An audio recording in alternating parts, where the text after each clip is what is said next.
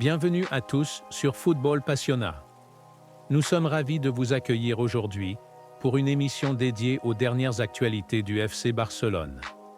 Un sujet central de la journée est bien sûr Joan Laporta, le président du club, qui s'est exprimé récemment sur plusieurs thèmes majeurs. Son discours a notamment mis en lumière le travail de Hansi Flick, l'actuel entraîneur du Barça, avec des éloges notables concernant ses performances. Mais ce n'est pas tout, car il n'a pas hésité à aborder également des sujets plus controversés, notamment en évoquant le sélectionneur Luis de la Fuente. Nous allons examiner en détail tout cela aujourd'hui, ainsi que la grande nouvelle du moment, avec une rencontre importante entre Xavi Hernandez et Hansi Flick. Nous avons beaucoup à discuter. Avant de plonger dans les détails, j'espère que vous êtes aussi excités que moi à l'idée du week-end qui approche. Allons-y sans plus attendre et commençons cette analyse avec un focus sur Robert Lewandowski. Commençons tout de suite par Robert Lewandowski, un joueur dont la carrière continue d'être remarquable. Bien que nous ne parlions pas ici de ses performances passées ou de ses exploits récents, il est impératif de se pencher sur sa situation contractuelle actuelle. Nous avons vu ces derniers jours des rumeurs concernant l'intérêt du Barça pour des avant-centres, comme Erling Haaland ou encore Jonathan David, et il semble de plus en plus probable que le club soit activement à la recherche d'un attaquant pour l'avenir. Cependant, il est essentiel de noter que Robert Lewandowski reste un élément clé dans l'équation du Barça. Lewandowski a actuellement un contrat qui court jusqu'en 2026, avec une option pour une année supplémentaire. Joan Laporta a récemment confirmé que cette prolongation d'une saison serait automatiquement activée dès que le joueur aura atteint 50% des matchs joués cette saison. Cette clause, incluse dans son contrat, montre à quel point le club tient à Lewandowski. Et il semble presque certain que nous verrons l'attaquant polonais rester une année supplémentaire au club. Cette décision reflète à la fois la confiance que le Barça place en lui et le souhait de continuer à s'appuyer sur son expérience et sa constance. Il est également intéressant d'observer l'évolution de Lewandowski sous la direction de Hansi Flick. Si au début de la saison, quelques doutes pouvaient planer quant à sa capacité à maintenir un haut niveau de performance, il est indéniable qu'il a montré des signes de nettes améliorations. Sa forme actuelle rappelle celle de ses meilleures années, ce qui laisse penser que, tant qu'il reste dans cette dynamique, le Barça pourrait repousser l'idée de signer un nouvel attaquant. Maintenant, pourquoi est-ce un point si important?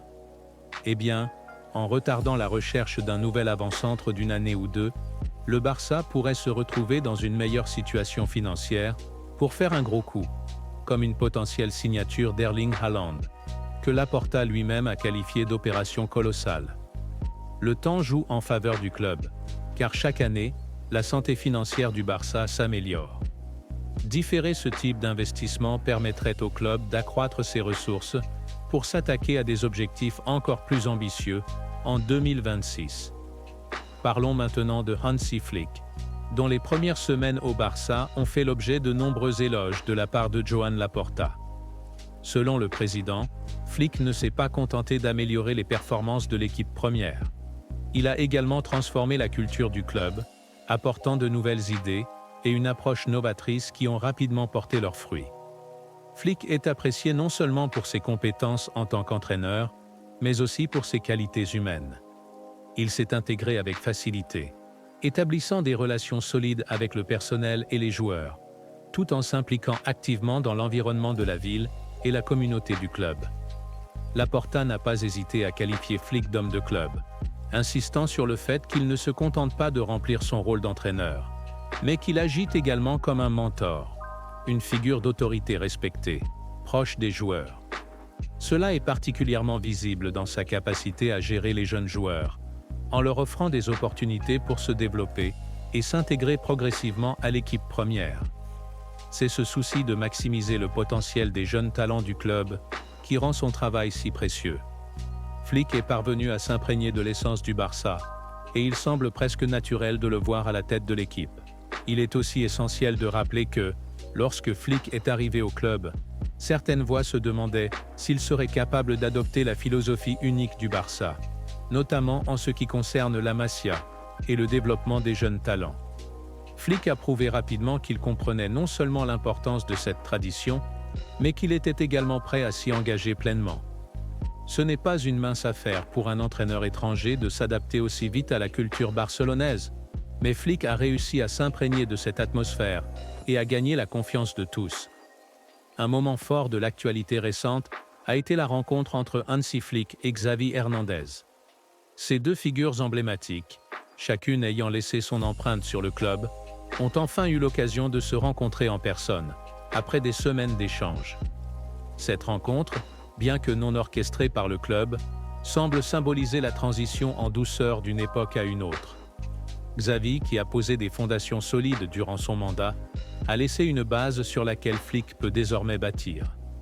La discussion entre les deux entraîneurs, bien qu'informelle, témoigne du respect mutuel qu'ils se portent.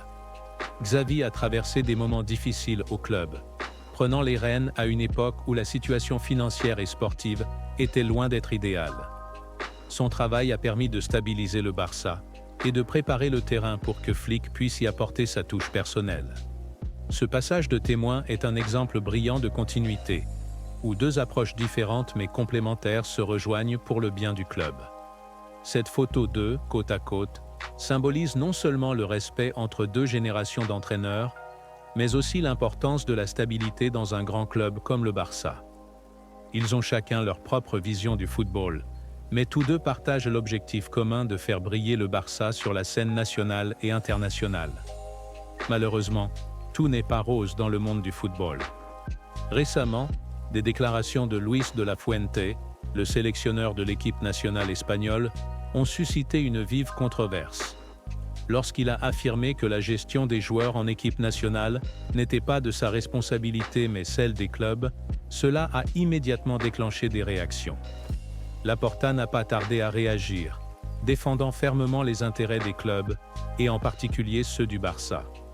Selon lui, si la responsabilité repose entièrement sur les clubs, alors ceux-ci devraient également avoir le pouvoir de décider si leurs joueurs sont appelés en sélection nationale ou non. Cette situation rappelle des épisodes antérieurs, comme celui de Pedri ou encore de Lamine Yamal, qui ont été sollicités de manière excessive par les équipes nationales, au détriment de leur bien-être physique. Laporta a souligné que les clubs, qui perdent les salaires des joueurs, devraient avoir leur mot à dire sur la gestion de leur temps de jeu, non seulement pour les protéger, mais aussi pour garantir leur longévité et éviter des blessures inutiles. Laporta a également critiqué l'UEFA et la FIFA, accusant ces instances d'alourdir inutilement le calendrier des joueurs avec des compétitions comme la Ligue des Nations. Selon lui, ces compétitions, introduites discrètement, ajoutent une charge supplémentaire sur les épaules des joueurs, sans réel bénéfice pour leur carrière ou leur santé. Pour conclure, il est évident que le FC Barcelone traverse une période charnière. Avec des dirigeants comme Joan Laporta et un entraîneur de la trempe de Hansi Flick, l'avenir semble prometteur. Le club a trouvé un équilibre entre tradition et modernité. Et avec des joueurs comme Lewandowski qui continuent de performer, le Barça reste compétitif à tous les niveaux. Cependant, il est crucial de continuer à protéger les joueurs et à lutter contre l'épuisement induit par un calendrier de plus en plus surchargé. Je vous encourage tous à partager vos pensées dans les commentaires. Que pensez-vous des récents propos de Joan Laporta? Comment voyez-vous la relation entre Hansi Flick et Xavi Hernandez? Et quelle est votre opinion sur la gestion des joueurs par les équipes nationales? Merci de nous avoir suivis. Et n'oubliez pas de vous abonner pour ne rien manquer des prochaines vidéos. Comme toujours, Força Barça!